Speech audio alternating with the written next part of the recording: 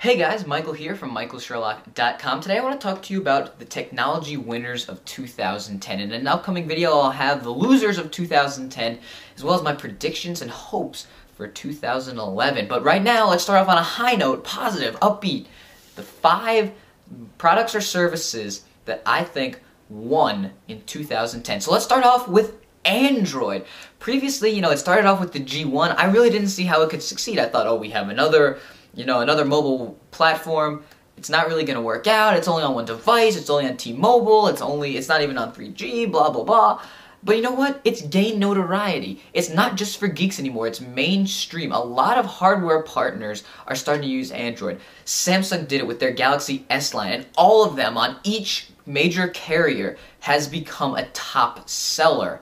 HTC is doing it too. They used to be pretty much exclusive to Windows Mobile 6.5, and now they're starting to develop for Android, and they're starting to make some very quality handsets. And what's also nice about it is anybody on any carrier can get onto it. There's Android for AT&T, Verizon Wireless, Sprint, T-Mobile. No matter what carrier you're on, you don't have to make that big move of going to a different network just so you can try out Android. It's all there. And updates are pretty constant too.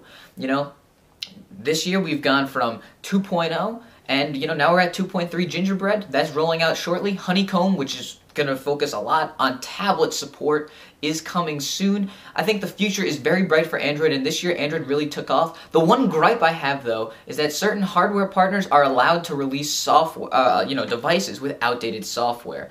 I think, now that they're rolling out 2.3, Google should say, you know what, no new devices can launch that are behind Froyo. So you have to release Froyo or Gingerbread on new devices that are shipping. I think that's the only gripe that I have, is that some hardware partners are just, for some reason, using 2.0.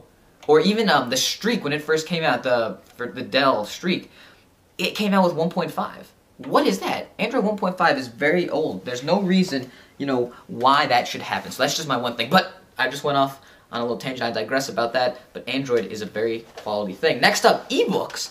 Barnes & Noble, Borders, Google have all entered the ebook market. It really started when the Kindle started to take off. Amazon's obviously their ebook reader, but ebook readers now are really hot commodities. People are advertising it. You can see it just on TV alone, the amount of advertising dollars that go into Nook, Kindle, all these different services.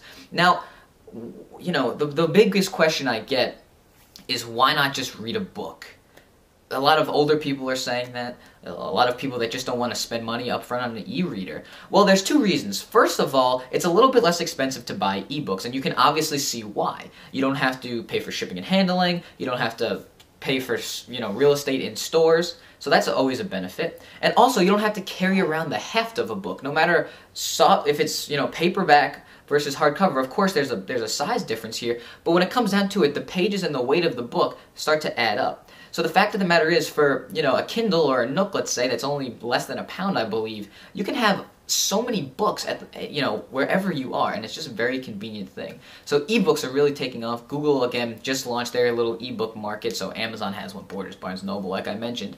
It's just, something that I didn't really see as a big thing, but when you just look at the advertising dollars alone, you know that ebooks are really starting to take off, and, maybe 2, 3, 4 years down the road, we don't really see books anymore in the current physical nature, but more in that ebook digital age. And just as a little tangent here, I really think that if you're going to be selling an e-reader, it should be e-ink. If it's a dedicated device for reading, it should be e-ink, just in my opinion.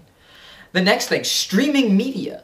I think in 2008 I made a video called Format Wars Just Ending or something, and that was when it was HD DVD versus Blu-ray, and I made the point that was saying streaming media is where it's going, guys. It doesn't really matter, if Blu-ray wins, because even if Blu-ray, beats HD DVD, which it did, it doesn't matter, because that wasn't the competition. They were fighting each other when streaming content was going up, and we see that with Netflix continuing to sign more and more deals for streaming content. I feel like almost every time I read, I'm seeing more and more partners that Netflix is signing with their instant stream service, and they're actually now offering a streaming only option for if that's something you're interested in.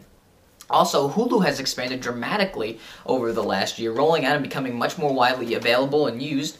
And, now it streams to mobile devices, which is, a really cool thing. Streaming media is definitely the future. Internet connectivity, I'm not, to our home theater is something that's definitely coming. I'm not saying that, obviously, I don't think televisions are going anywhere, and I still think that there's a reason to have cable. But, at this point, streaming media, it's almost as if it's no longer a good option economically or green if that's something you're into. It's almost like that's not really, a smart choice anymore. Stream your media, save some dollars, and enjoy. And of course, you can purchase so much more not on a streaming subscription. Online, really, you almost don't need physical media at this point, which is very exciting for us technology activists out there. Next up, social networking. Facebook has surpassed 500 million users, and Twitter is more popular than ever. That fail whale keeps popping up left and right, and we've all become accustomed to seeing it and thinking, oh man, I can't get my fix. And, other sites too. Tumblr, that was down yesterday. That just popped into my head. But social networking is really creeping up. One of my friends, a close friend of mine actually, recently, started his Facebook account. He had it, but he had not updated it, put any content on there, and had not accepted any friend requests. And it was almost like he wasn't a real person, because when you are looking for somebody and you want to check something out, you just go to their Facebook page and type it in without even thinking about it. But if you're not on those social networking sites, it's almost like you don't exist. And that's kind of a weird thing, In the past, you could email them or call them on the phone or text them or whatnot. But now we're seeing this migration towards social network, towards instant access, to instantly see them and to instantly communicate with them. And social networking is just the way to go. I really am addicted to social networking. We all know, everybody who has Facebook or Twitter, Tumblr, or any of those things, Flickr, knows that it just sucks your time away. But at the same token, there was a little period where there was a lot of introversion going on because people, were using the computer and were not communicating with each other. But now social networking is sort of changing the tide, if you will, and is allowing people to communicate more and more efficiently and frequently on the computer, which is kind of an interesting thing. Of course, I don't think it's going to, eliminate, real interaction with people. I think that's still a critical part of life and something that, you should really enjoy doing. I really enjoy doing, and if you don't, that's a little bit of a problem because that's a negative of technology. But I'm going off on a tangent again. I digress, because I'm very sorry about that. Finally, the last thing, my last winner of 2010. Well, it's not one winner, it's actually a whole category. Tablets. The iPad really opened this market up, and we've seen this again and again with Apple. The iPhone really opened up the smartphone market and made it what it is today, in essence. They've done it again, it seems, with the tablet. We really didn't have any good tablets. Before the iPad, some companies had some resistive touchscreen tablets running modified version of Windows, and it wasn't very good.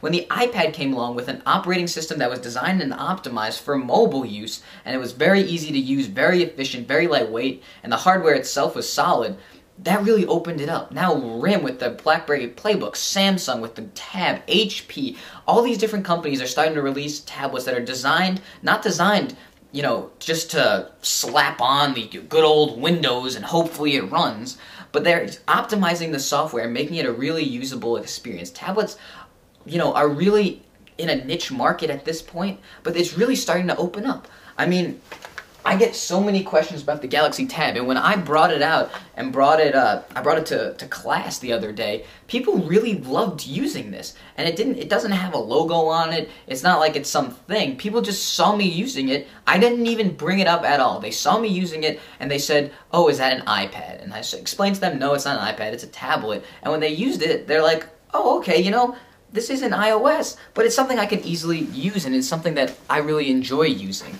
So that's just, tablets. And it's really a nice experience to know wherever you are, you have more screen real estate and more usability than a smartphone if you're carrying that around. And of course, it's much lighter than a laptop is. And of course, more features coming in the future, multitasking, dual core, cameras, FaceTime, all that stuff. But those are just my technology winners of 2010. Android, ebooks, streaming media, tablets, and social networking. I'd love to hear your top 5 technology winners of 2010. And why don't you go ahead and leave predictions, too, for 2011. What companies or products do you see taking off in the future? Again, I'm Michael Sherlock from michaelsherlock.com. In the future, later this week, I'm going to have a Technology Losers of 2010, as well as my predictions for a successful and happy 2011. Thanks for watching, guys. Have a nice day.